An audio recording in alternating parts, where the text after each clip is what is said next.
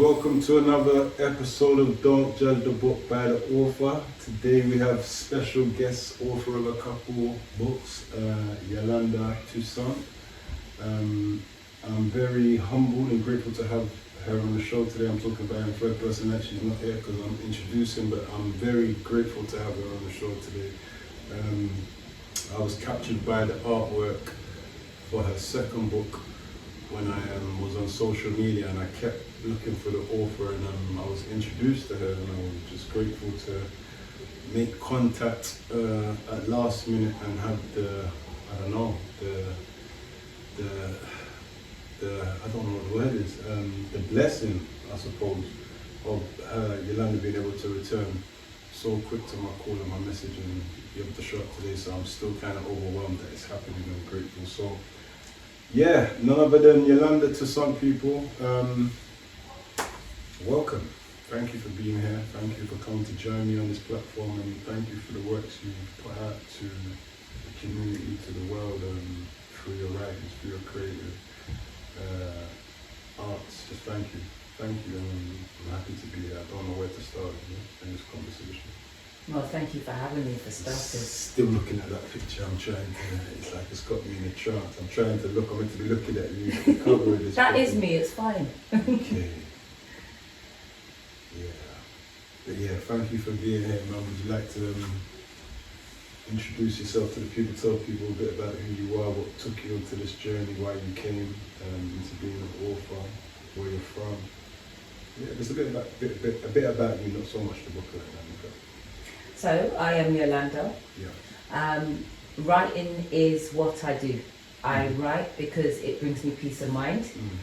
I'm an expressive person, very expressive, much to some people's detriment. I'm very expressive. And writing allows me to channel my thoughts.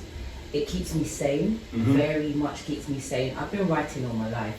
Okay. So whilst I have a job, make no mistake, writing is more purposeful for me. I began my journey for writing, I would say I began as a child.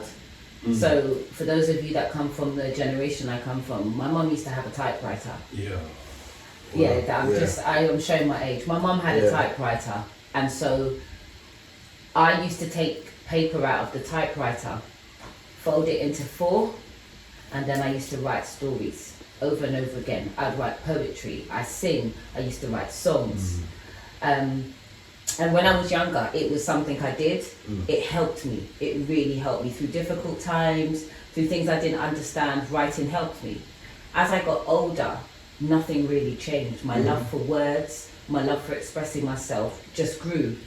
And it was before my 40th birthday, I decided one day that, I still haven't written a book. And I decided I'm doing this by 40. That's it, I'm doing it by 40. And so it was like, the December, my birthday's in September. It was like the December. I began in, say, the January. A few months later, my book was complete, and that was the first book. It was complete by May. Well, published in May, because it was complete before that. So this is at 14? No, sorry, 40. Okay. Yeah, 40. No, at 14 I was still using bits of paper. Okay. By then I was probably using my exercise books at school. Yeah. But writing it's innate for me. It frees me. Writing now as an adult, I'd like to say it frees other people. So yeah, that's how it began for me. That sounds like a beautiful beginning. It sounds like an organic one. You said September, most people are Virgo, I'm guessing. Yes, I am. I've been told that Virgos are naturally creatives, and I've read something that they're meant to be like writers or something in that industry. Yeah. September, what, if you don't mind me asking? 12th of September. I'm the 8th as well. So, yeah. But supposedly they're meant to be have that thing where they're born to be writers.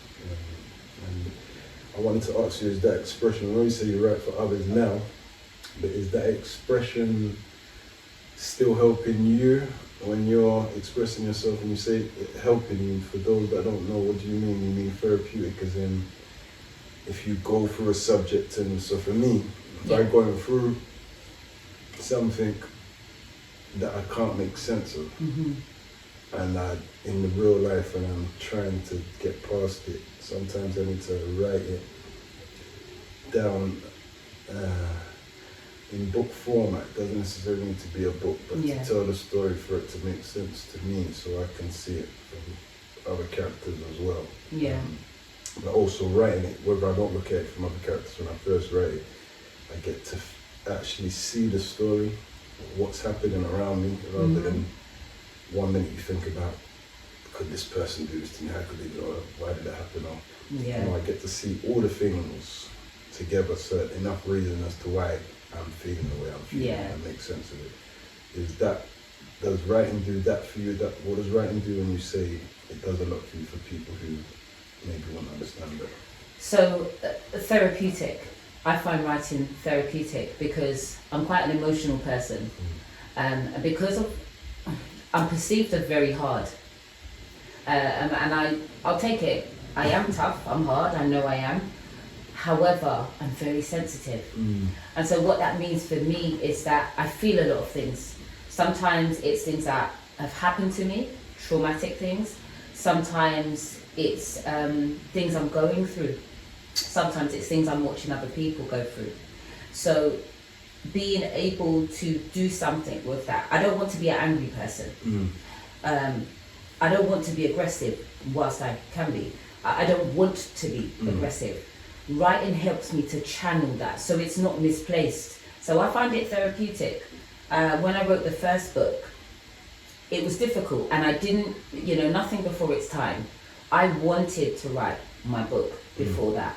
I'd started writing. It just so happens the book I started writing, when I started writing it, it was too much. I couldn't do it. So the book I thought was going to be my first book, it wasn't. It was this. And it just so happens that even though I'm talking in the book, I write about a chapter of my life. That is long behind me. However, now I can do it. If I'd have tried to have done that before, it wouldn't have been useful, and I don't think it would have happened. Whereas I feel more able, I've been able to understand it, process it, deal with that trauma. So now writing it, yes, it was difficult. Certain parts were very difficult. However, and reliving what you're writing, you find that difficult as well? I found there were times when I'd be writing, I'd spend the whole day writing, and then I'd come home. And when I come home, like my household knew that I couldn't speak to anyone. I needed time.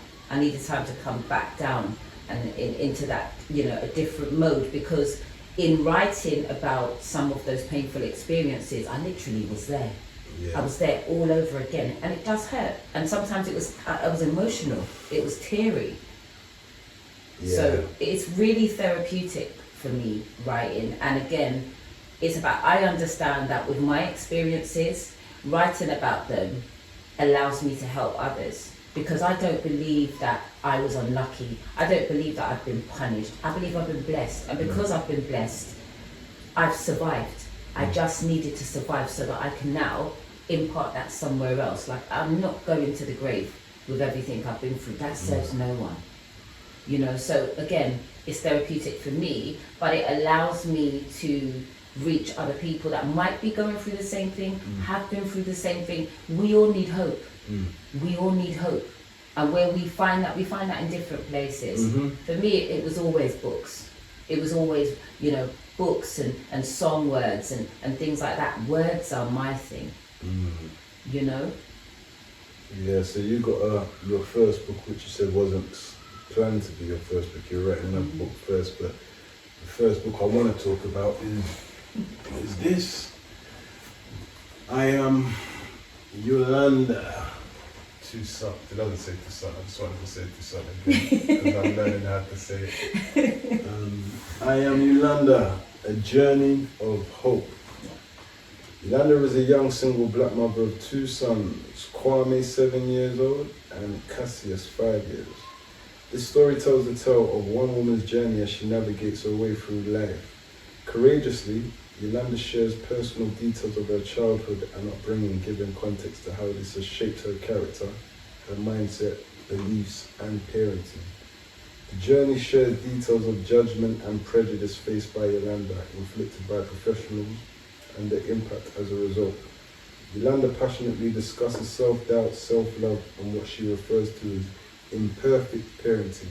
The story is one which shows how even through the worst circumstances, there is hope. I am Yolanda, a journey of hope.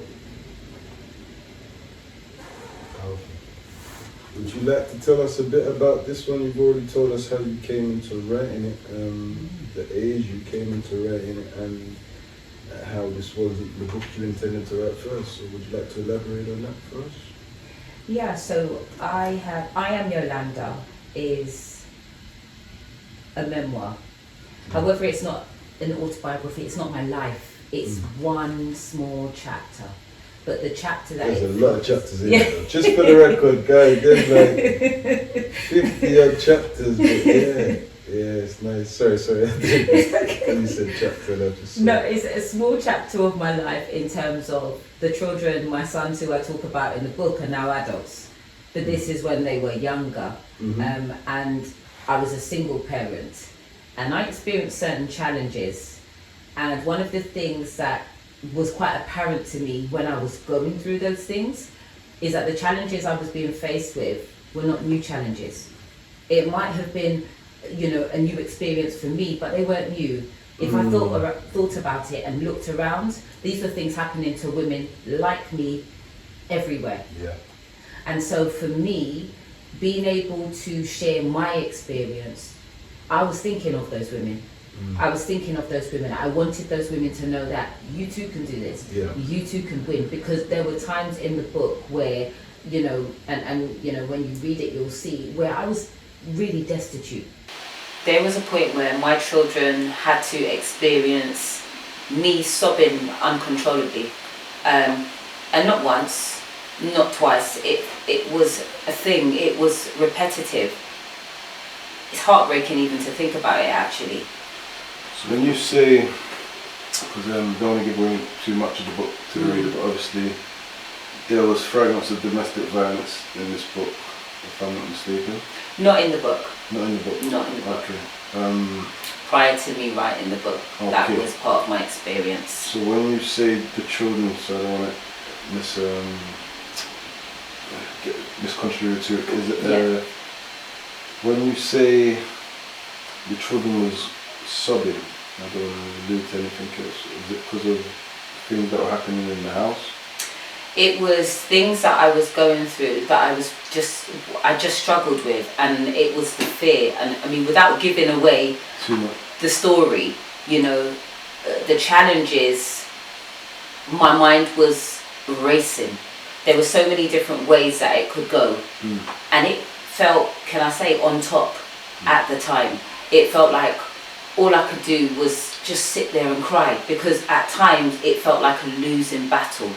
And again, these are the things that prompted me to write. Because that feeling that we experience sometimes as humans, definitely as parents, as women, as mothers, that thing when, you feel like you're losing control, or when you feel like, everything that you have, your children, could just like that, could be gone.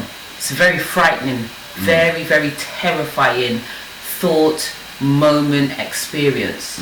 And so for me, there were moments when I felt like that, and I felt destitute. I just felt like there was nothing I could do. Granted, in the same breath that you'll see in the book, I might be sobbing today, but tomorrow I'm back for the war. Do you know what I mean? But when I was down, I was really down. So even when I hear this, because obviously, as you know, I've written a title about single parenting.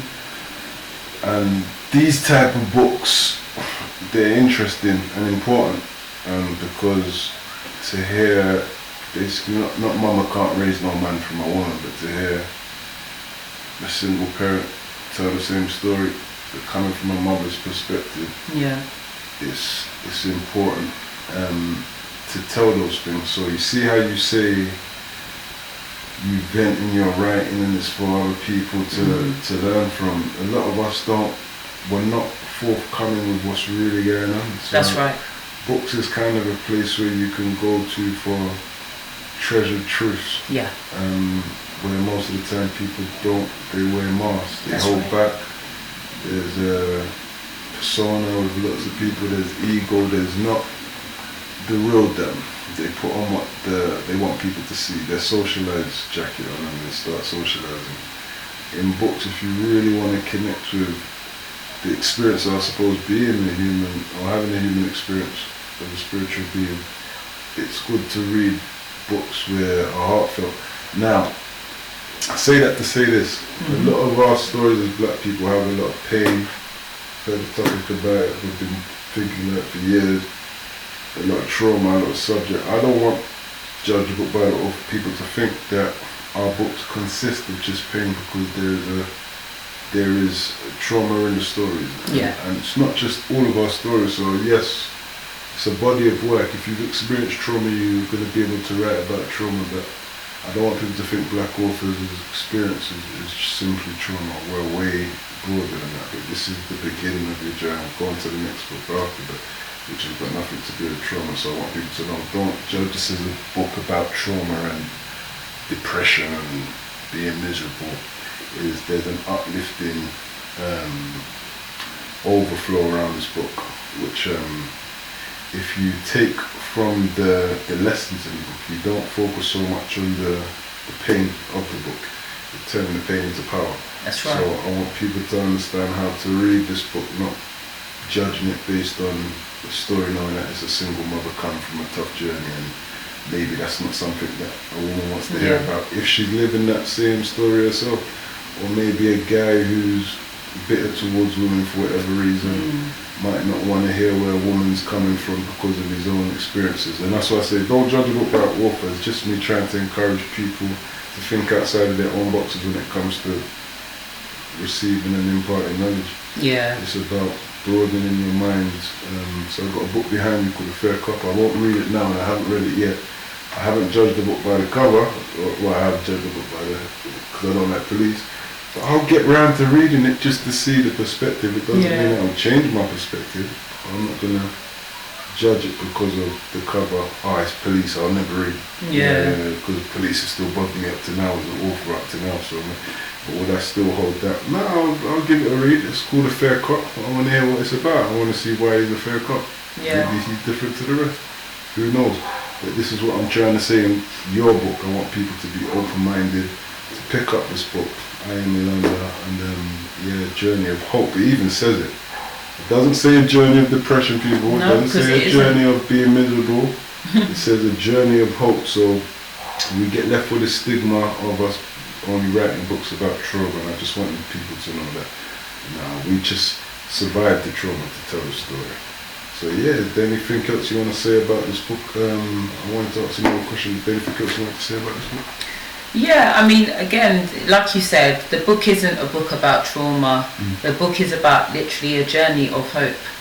And I think more than ever, we all need a journey of hope. Yeah. So if you can read someone else's journey and it takes you from, the lowest point in their life to the highest point, what more do you want? Facts. And there's a thing I learned. I hate saying this. It sounds so annoying saying that when I was in jail. But I was in jail like it's a part of life. It's not. It's a part of Your journey. glitch in the matrix. The journey of hope. When I was in there was a sign I used to see in the prison. It used to say, never give someone false hope because that may be all the person has. Now, when I see a story like this, a journey of hope, the person is standing before me, sitting before me, sorry, but before in front of me, and I hear them speak off camera, and I know that this is not a show. So whatever you've been through, you've definitely overcome, and that is hopeful. Yeah. So Thank I you. can say you're a testament to your book by standing here and saying that you practice what you've written. Yeah.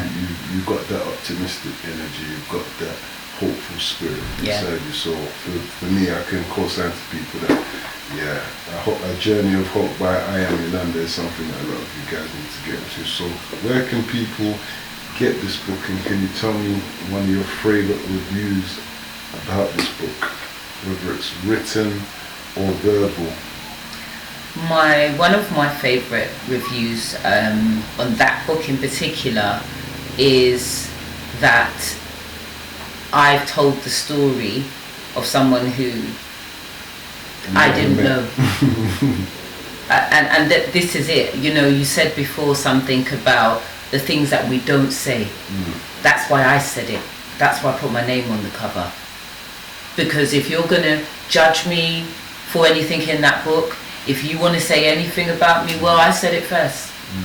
Do you understand what I mean? I am Yolanda. I'm not hiding behind my words. I get it.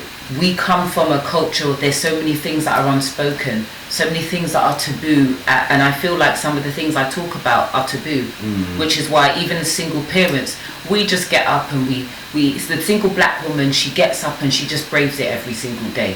She doesn't complain too much, or she doesn't openly say, I feel like a crappy parent, when half the time we do, because we're human and we feel things. And we can't always get it right, and parenting doesn't come with a rule book.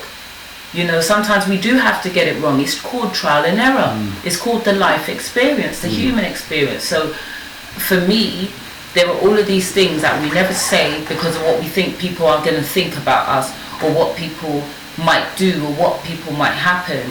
Whereas I'm of the opinion that if I start that conversation, it makes way for somebody else. And so I didn't want to hide behind it. And I know that, well, I definitely now know I'm not the only one, and that was my intention.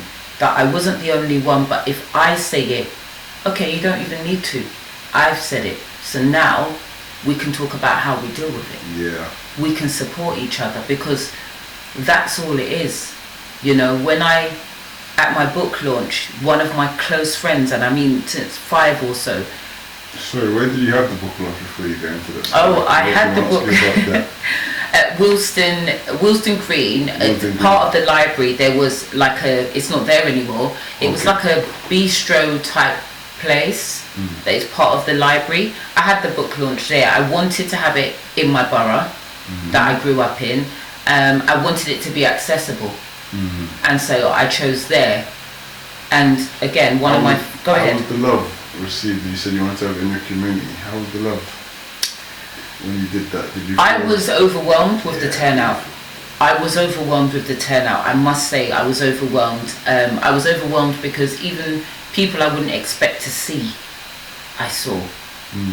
And I had men in my audience we say don't judge the book by the author. And we say that, as you said, you have men in your audience also for this book.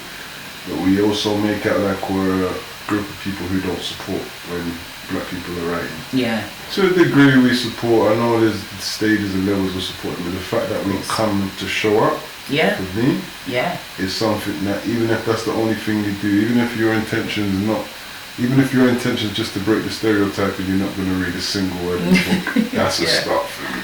Yeah. You understand what I'm saying to you? So the fact that you've got that, I'm happy you've got that feeling of, oh, well, I think it is a testament to the book you've written to get that feedback and that outcome. But yeah, sorry, you must say. No, I was just going to say, a close friend of mine at the book launch, after, I read my chapter, after I talked a little bit about the journey, at the end she came over and she was like, I feel so bad. I feel like I wasn't there for you. I had no idea you were going through this. And there's nothing to apologize for. You wouldn't know unless I tell you. And I chose not to tell. I chose to just, soldier through at the time. But the point I'm making is that, again, we walk around, you called it a mask, right? We walk around with these facades, with this mask, and people just assume we're okay. And we want people to assume that we're okay when really we're crumbling inside sometimes. And I'm a talker. As, again, I'm very expressive. I'll talk about absolutely anything at any given time. That's my gift, I think, right? My point is, I'm talking about it because we don't talk about it. Enabling other women to speak openly about how they feel, speak openly about the support that they require. I feel like I'm winning. You are. I told everyone I didn't care if it wasn't a bestseller. I care if it changes your life. People, yeah. You know. So I am Yolanda, journey. I hope. I just wanted to say to you, that whole mask concept about me saying about people wearing masks. Actually, my son wrote a poem. I've always known it, and I think we give too much credit to our older self and not enough to the younger self. My son wrote a poem when he was about 13 or 12, and it was called "The Mask That People Wear." And he was talking about, and I thought, this is deep. So he must know that me and his mum's wearing a mask.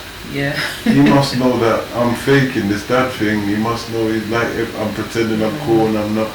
There's something he innately knows as a youth. So a lot of people as children, as innocent as they are, is as observant as they are.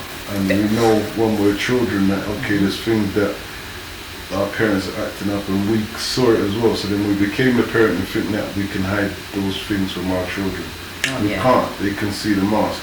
And we see the mask of other people, and then we see them, if you're observant enough, you can see the mask of yourself. You check yourself before you wreck yourself. So again, your works are very important, because taking off the mask of single parenthood isn't an easy thing to do. And there's a few women who have done so.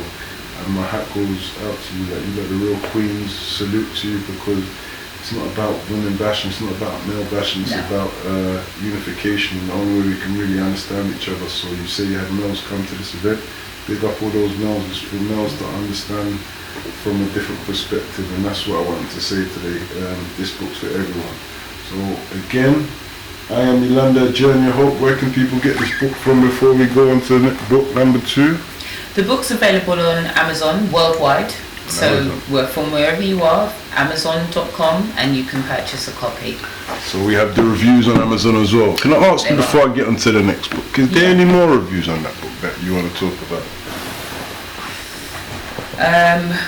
There are so many.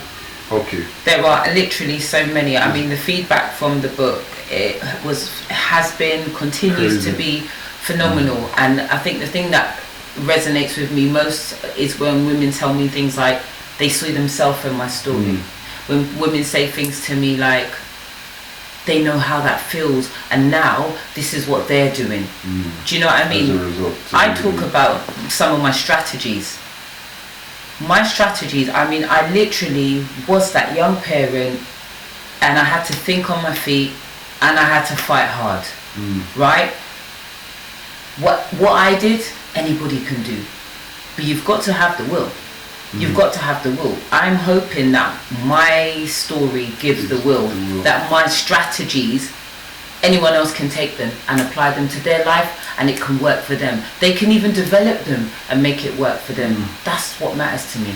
That you don't suffer alone, that you don't become a statistic, you know, and that you win. Because I won, and that's how I see myself in that book, as a winner. Amen. Amen. Shouts out, big up, I am Yolanda. Thank you. Big up Yolanda Toussaint. That's it, right again. You did. Je m'appelle Yolanda Toussaint.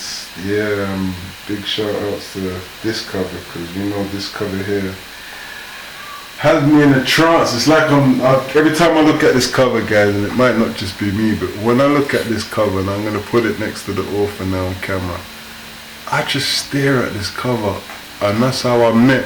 I came by the author via social media, just staring at this cover, not even realizing it was a book cover, and just staring, thinking that is really artistic. So shouts out to the cover designer, artwork by Whitney Ellis. Big shouts out to Whitney Ellis. But this is your second book, and it's called Confidence, Beneath the Surface by Yolanda Toussaint. Do you struggle with confidence? Perhaps you already exude confidence where it counts.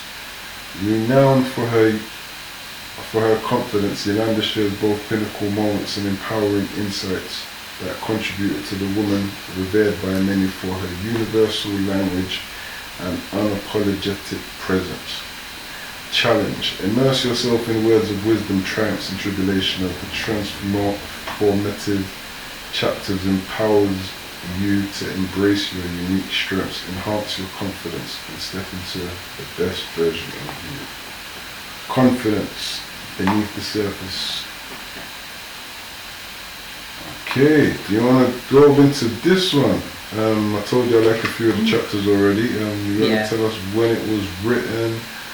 Well, we know your inspiration. Big up, shouts out to your niece.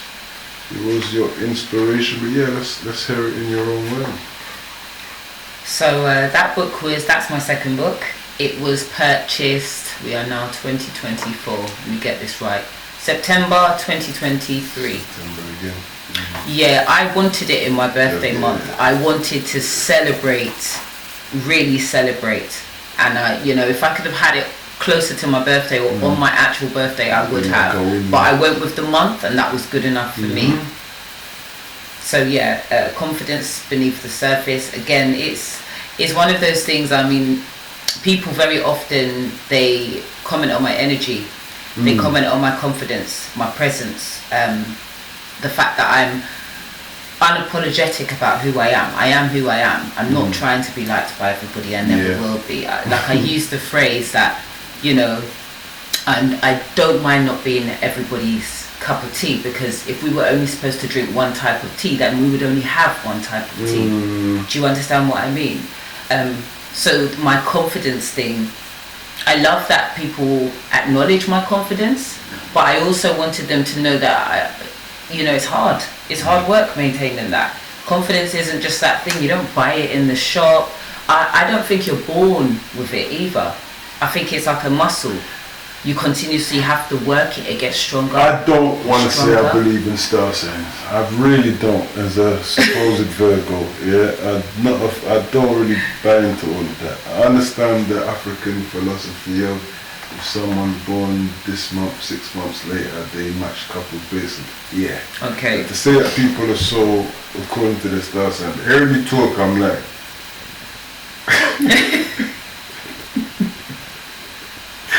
You're making my brain tick as a fellow Virgo, because you're unapologetic is what it said at the back of the book. Yeah. Now, so many people are PC that I find it hard to converse with them. Yeah. Because so much or controversial / PC. Yeah. It's very hard to talk to people who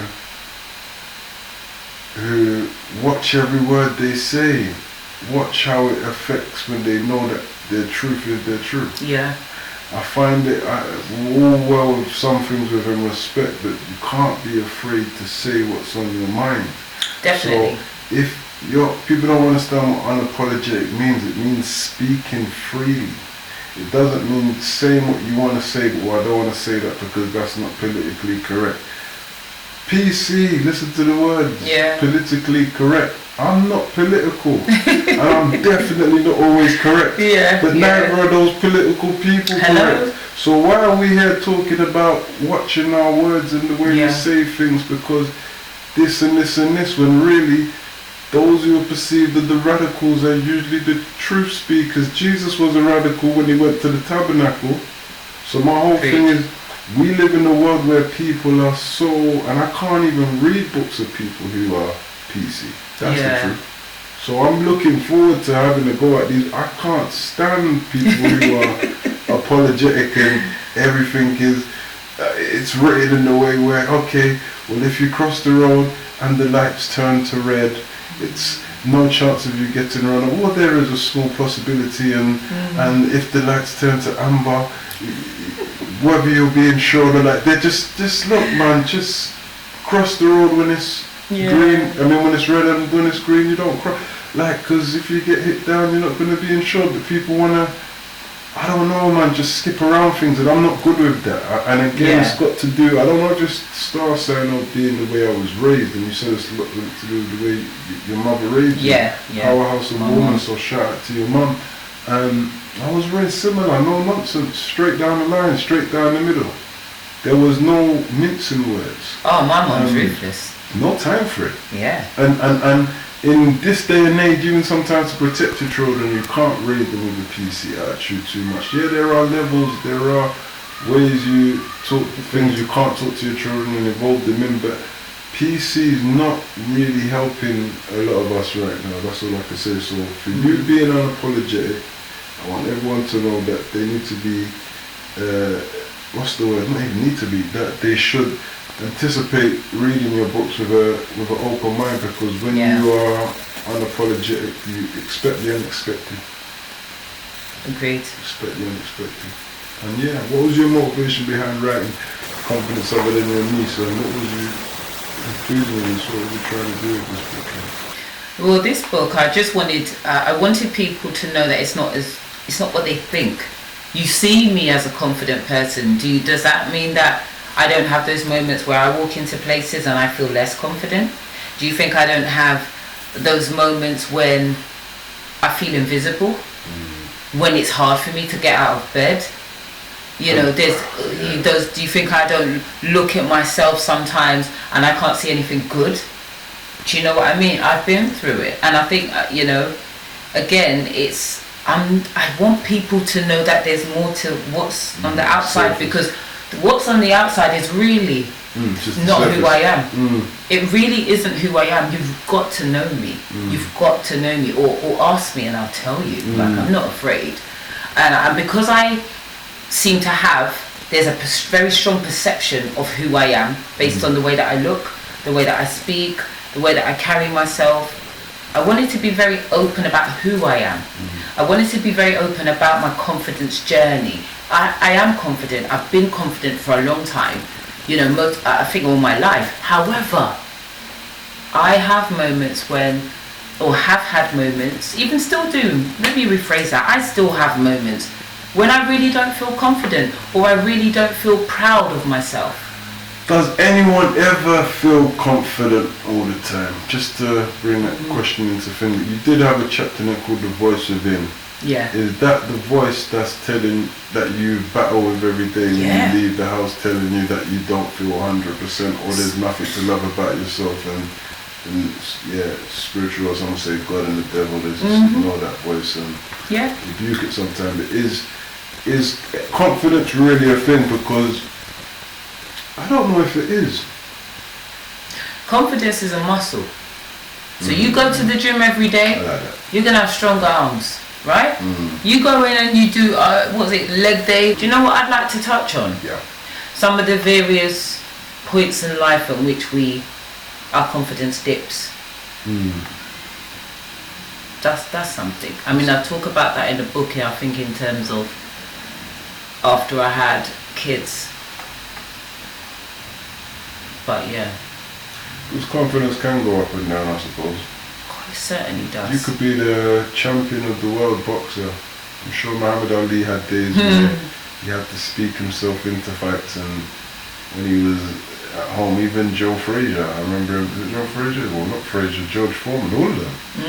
I'm sure he was talking himself, knowing that Joe Frazier can actually fight. Yeah. Saying things like, Joe's ugly, smoking the tool and all this stuff. It's like, nah, you know you're going to get into a serious fight. But can I ask you something? Do you ever think about Muhammad Ali and think that there was a moment he thought he couldn't win a fight? For sure. How I know that? Oh, because of what you do. Yeah, I've got that same warrior spirit. It's okay. It's feel the fear and do it anyway. It's false evidence appearing real. It's Mike Tyson's story. Mike Tyson was crying in the change room before his first amateur fight for ages. Then he came out and knocked the guy out under a minute. So it's fear's a funny thing, but I can relate. That's all I can say. But confidence is a thing where you have to exude it as a boxer, but yeah, it's just selling yourself in the fight. I think 9 out of 10 boxers, not even 9 out of 10, that's 100%, but I think 7 out of 10, they're talking themselves into fights, not really knowing if they can win the fight, but they have to tell themselves, you have to manifest your confidence. To be fair, yeah, I agreed. I think Muhammad Ali did a lot of having self-doubt, but still manifesting what was going to happen, because you have to see it in your mind first. So confidence is, for me, not just the thing you have, it's like you said, it's a muscle. it's also for me a seed that you sow and something that you manifest. Someone said to me the other day, why a certain culture have so much money when they're chanting in the communities. He said they're chanting about money, and I'm like, they're not worshipping Jesus, or it's not a God they're worshipping. He said that we don't chant about those things, and that's why there's a lot of people with that.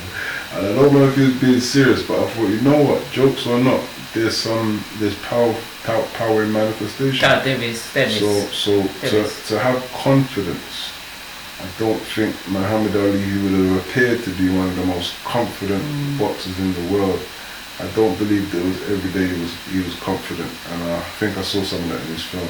Okay. But he has to believe in his God, his creator. So he had Godfidence more than he had confidence. Yeah. He put God first, and that again for myself. When I lack in faith with myself, I just say, God, you have to show me what you can do, what you made for me. Same. So I have no fear and lack of confidence because I've always had that in me from young. Maybe lack of confidence to speak publicly or to be on camera like when I was younger and be the focus. I always had confidence, but I didn't like being the focus. I wasn't confident about being the focus. I like it from young. I shied away from being the focus. So yeah, confidence is a funny thing. And it can be shown in different ways. You don't need to be the big I am to be confident. Sometimes the most confident people are not those yelling out, making the most noise and doing the most things. Sometimes it's the most quiet people that you never see. And they're the most confident because they don't need to tell you how confident they are. So there's many different varieties to angles of what confidence means, layers, to what confidence means. And yeah, but big up for this book. I wanted to ask you your plans for the future, but before, was there any risk in being so open about talking about the things you wrote about? Yeah, I think that there is always risk, but I don't call it risk because it's not. I'm not afraid of it. A risk is normally something that might evoke a sense of fear. I do not feel that fear. I'm fearless in my writing. I'm a lecturer, a teacher. I work with young people.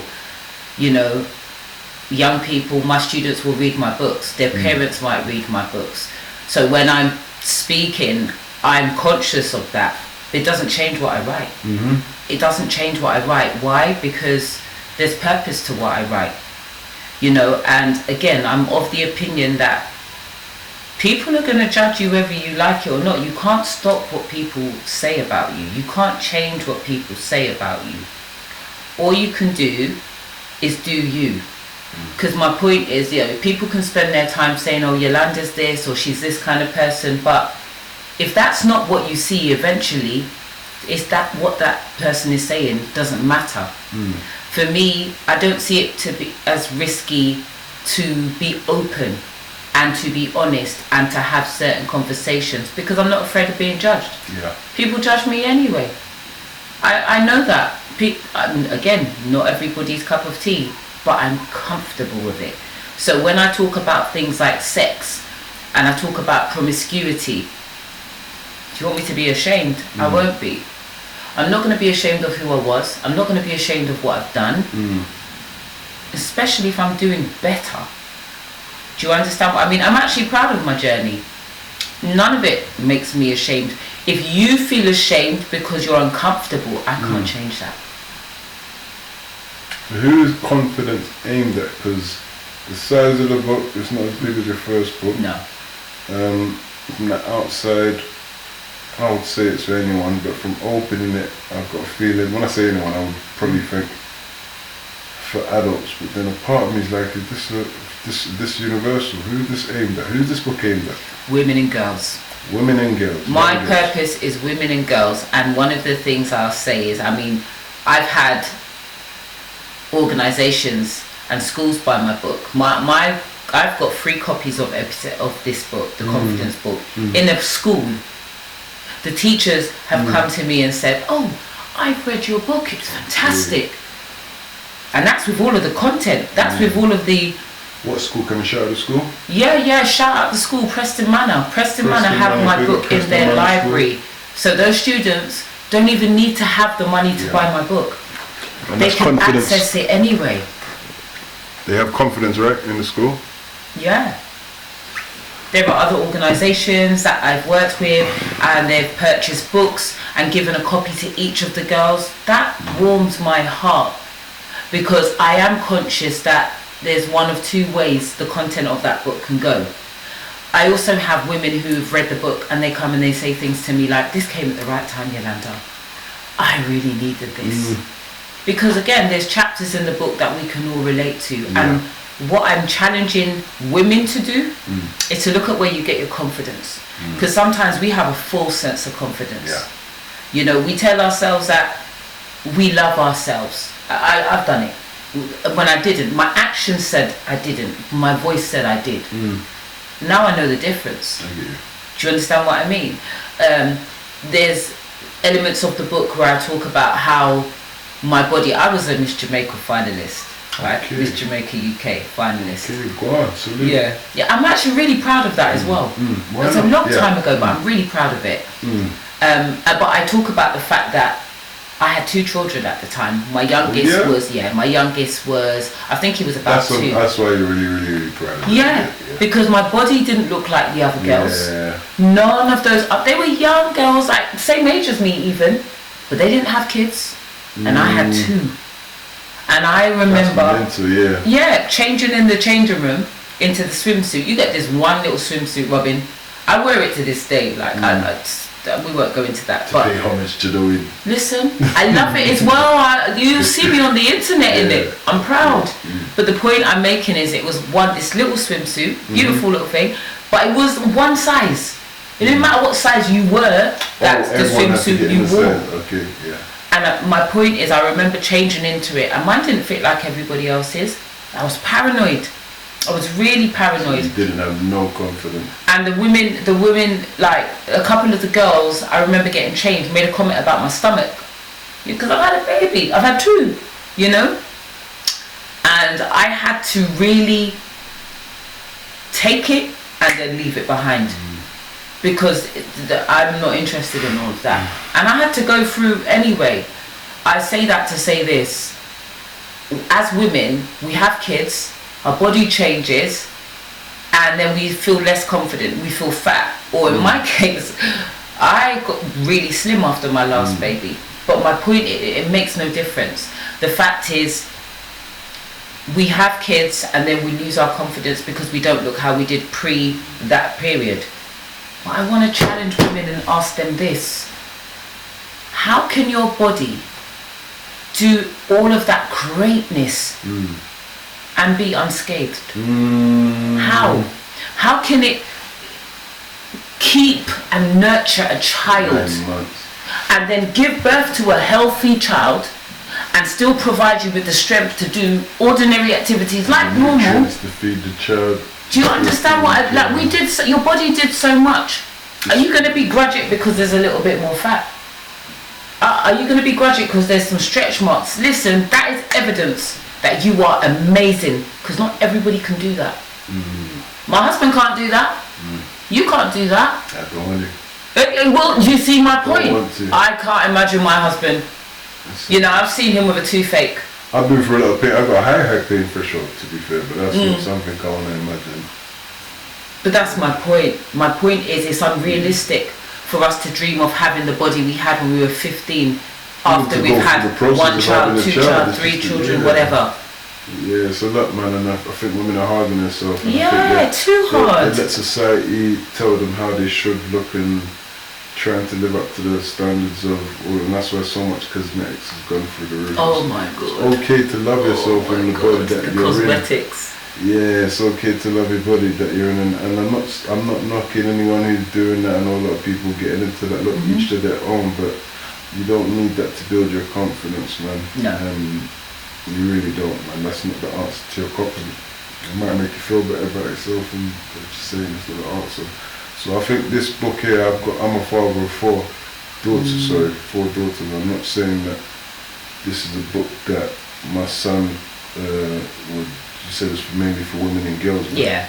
Because it's this one aimed, I'm looking forward to you writing, or in the arts if you're going to write a book about young males and men with confidence, to give us a spin to that, with the cover with a man with an afro. He's going to have locks if he does though. Let me locks up, locks. give me a couple of years, Yeah. I'll locks up, now how long it took you to write that book, and I'll do the cover. This is a book I want to give to my daughters, and thank you for blessing me with this book. Signed copy, You're not welcome. signed yet, on the way to be signed after we turn off the camera. But thank you so much for the books, and I will give all these books to my 4 daughters, because I believe that it's very important that we raise our women to have self-esteem and confidence and know about the world and not be afraid to talk about it. If everything's taboo, then you can't teach your children in the middle of the stuff being taboo, and that's why I think taboo can be dangerous, PC can be our detriment sometimes. So thank you for writing Confidence. Where can people get the book Confidence? Confidence is available directly from me. So I published this one myself in terms of through my own publishing company. I set up my own publishing company and I published the book. The first book I published through Amazon. Okay. And you know, very grateful, wonderful, almost seamless experience, to be honest.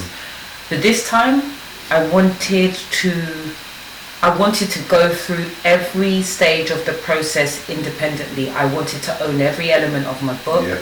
All the rights. Yeah, everything. I don't want you taking a cut out of my book when I'm ordering a copy. So this is the thing, before we ran this up, we could talk about this. I've had this. People always ask me about publishers that I've been with in the past. And I'm like, guys, do you remember me or the publisher? And they're like, me. I'm like, exactly. Because before I ever had a publisher, I was promoting my own work. Yeah. So me getting a publisher was almost a detriment to myself, to be fair, because it's not where I was taught the game. I learned things that I didn't know in some aspects, but it wasn't worth what I would have lost on sales of books had I invested in my own books. Okay. And invested in the things that a publisher does to make them the publisher. Yeah. ISBN, little basic stuff. Yeah. Had I known that, I would have sent my own books to and they would like, I'm not going to say my contract, but some would like a 50% cut. I think that's a great deal. I do. And I think that, you think that's a good deal? The 50%? No, I think it's just ridiculous. I think that, again, so they think that's a 50%, and I've fallen out with publishers because they've looked me in my face after I built some of them up and told me 50% cut. I'm like, are you insane? That's what I've worked Did you stay awake with me 50% of the nights, or did you just invest some money and send it to people who you know? Okay, now I have the know-how, I suppose I can do that myself. So a publisher is always, I'm not going to put down all publishers and say that publisher isn't needed, but for me, where we're coming from, each to their own, that's what I'll say. I don't think if I come to your house with ingredients to cook a meal and seasoning and we're using your cooker, so to speak. Not even your cooker, that's a lie, it's not your cooker, it's not your gas, because I'm still preparing the meal. The meal is the book. So I'm preparing the meal, and after I prepare the meal, you know whose house to take it to get it put in a container. No man, just tell me where I can get the containers from myself. And put my, whatever it is, that's I don't need nobody else making money where you could have shown me something I could have done myself and pretend that you got my best interest at heart. Yeah. And that's what I want to teach the book of. They don't have your best interest at heart, and I know that's their business to know certain things that you don't know, but if someone's on a journey and comes to me and says that they're an author, I'll say to them, I'll tell them how to go about getting it out. I'll tell them, I've never kept information to myself because I want people to win. That's brilliant. And that's something you said earlier, so we got that in common about winning. So I am Yolanda, Journey of Hope. It's about winning. Go win, guys. Confidence beneath the surface. It's about more winning, and you're definitely winning with those 2 books there. Thank you. People, you know where to get those books there. So the first one, I Am Yolanda's on Amazon. and confidence on your website, which is again for the people, so I could underline. So the website's under construction. I do apologise, everyone. Ordinarily it would be www.iamyolanda.com. So give me a minute and it will be back up. Okay. However, you can contact me on Instagram at @IamYolandaAuthor, and I can have an invoice sent over to you immediately, and you can have a book. And you've been posting it out, delivering Yeah, your book, and signed, which is sealed, delivered. even better. At least you'll have a copy that is signed. Signed, sealed, delivered. So again, people, Free delivery as well. free delivery too. Yeah. Win, win, win. I am Yolanda. Journey of hope. Confidence beneath the surface. People, please look into Yolanda. Is there any work you have planned for the future that you want to share with us? Yeah, I recently set up my CIC, Community Interest Company, and we're called Loud Her, and working with women and girls. Our the very first big event is going to actually take place in October. So that's what I'm putting my efforts into at the moment. Again, it's just about providing services to women and girls that transform their lives. As you're talking, I'm thinking there's a lot of women who are campaigning for domestic violence or writing about it in some capacity. And I feel like I know you all individually, but you're not all connected. So I think after this we need to talk over the weekend about connecting to those people. I'm going to give a couple of thoughts because you're all on the same mission, but I don't think you don't know each other. And you're doing it in different ways. Some through books, some through clothing, some through organisations. So I think we could all come together collectively and iron sharpen iron, and experiences shared. Experience half, is it? Experience shared, experience half, or problem shared is a problem shared, problem half. Yeah. So along them lines, you know one. Experience shared is still empowerment. It's still empowerment. Yeah. So I was getting somewhere with that, but it was the same thing. So it's been a pleasure having you. Thank you. If there's anything else you want to add that I missed out, here's a chance if there's anything else. I can't think of anything. I just want to say thank you. Thank you for having me. It's an absolute honour. I know you think it's your honour, but it's not. It's mine. It's my blessing. It's ours. Okay, well, I'll share it with you. We'll share it. It's my blessing because I have been a huge fan since your book launch in Hackney Empire, as I've said. So to be contacted by you, and I know you don't recall the conversation the way I do, and that makes me smile even more because you're not contacting me because you met me. You're contacting me now. Yeah. Whereas I've been a fan all along. So when you invited me, you talked about how quick I came back to you. Oh my God. If I could have ran here, I would have been here. Because I'm honoured to be speaking to you, because I just think that your journey, your experience, your ability to share and to not have let the past ruin you. I'm inspired. It's not ruined, it's affected. But you're not infected. And that's what we need to remember as a people. We have to remember that an experience, yes, it might affect us, but don't let it infect you. Don't let it ruin you for the whole world. You've got so much to give, Robin, and you do. And I see that. I've seen it since that time I've met you. And again, thank you. Thank you for the show. Thank you for inviting me. And just keep doing what you do. I get a bit overwhelmed, so I listen, I hear you, and I listen back to it. I do, and I know you're probably similar to me if this thing is true. We'll start saying, but just thank you. Just thank you. I'm honoured to have you here. I'm honoured to share spaces with individual great minds. And I've never seen myself as anyone who's above anyone in this industry. So when I meet someone that I'm late to meet, and I'm like, where have I been? How comes no one hasn't connected the dots? And people tell me that they're amazed by works I've done, and I'm like, that's crazy. Like, it's just like, it's just, what can I say? Thank you. Confidence. I am Yolanda, the journey of hope. We're both on a journey of hope, and I hope that this episode is able to encapsulate the minds of those of you in need of hope. Be inspired, man. Life is about being inspired. I might not sound the most upbeat in my voice right now, maybe because I'm a bit tired. But the hay fever's been bothering me all day, so I just want people to know I'm on cloud 9 right now. I feel really inspired after this conversation, another conversation I've had. I just feel like there's no stopping, there's no limits.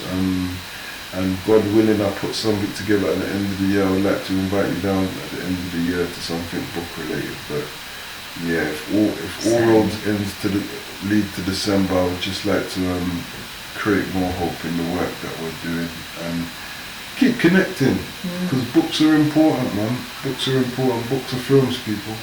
That watch TV 24/7, so books are important. Get them from the root and then we turn them into films. And it's been a pleasure. It's been an honor and it's been a pleasure. You have been watching Don't Judge a Book by the Author Show. People, follow Yolanda Toussaint on Instagram. I am Yolanda Author. And yeah, I'll put all the information up at the end. It's been a blessing. Yolanda, thank you so much. Thank you, Robin. Bless you, sister. Keep going, keep going, keep going. Confidence, people. Peace out. We're out. We're done. Thank you. So I was like, oh, I'm an author. So she's like, oh, I'd love to have one of your books. And I was like, I've actually got one in my bag. So I said, do you know what? Take the book, you know, do your thing, and you know, that was it. Yeah. And we had not exchanged details or nothing. I just gave her the book basically. And then it was something like maybe 2 months later, I just had this message on my Instagram. I've been trying to find you everywhere. I've been trying to find you, sis. Sis, your book was the bomb.